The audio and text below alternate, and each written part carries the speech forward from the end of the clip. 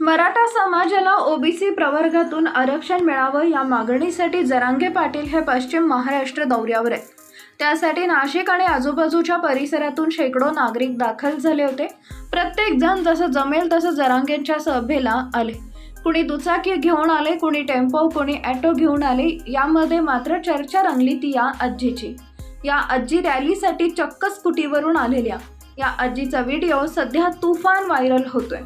मराठा आंदोलक मनोज जरांगे पाटील यांच्या रॅलीमध्ये सहभागी झालेल्या आजींचा दिलखुलास अंदाज अनेकांना भावलाय।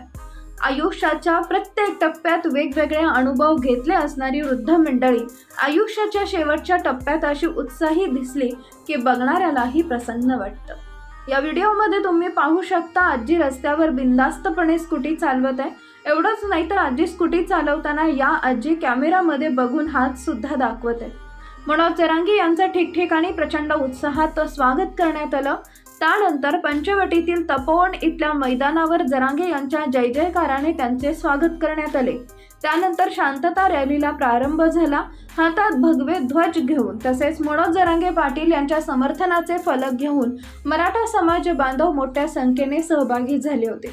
त्यानंतर ही रॅली पंचवटी कारंजा येथून शहरातील विविध मार्गावरून जिल्हाधिकारी कार्यालयासमोर छत्रपती शिवाजी महाराजांच्या स्मारकासमोरील जागेत या रॅलीचा समारोप झाला। सोशल मीडियावर @प्रफुल्ला रोड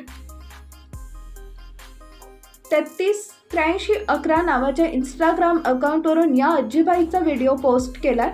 यावेळी व्हिडिओला नाशिक संभाजीनगर रोड या आजी नाशिकला रॅलीसाठी निघाल्या, मराठ्याची वाघीण शोभलात आजी, तुम्ही सलाम तुम्हाला असं कॅप्शन लिहिलंय।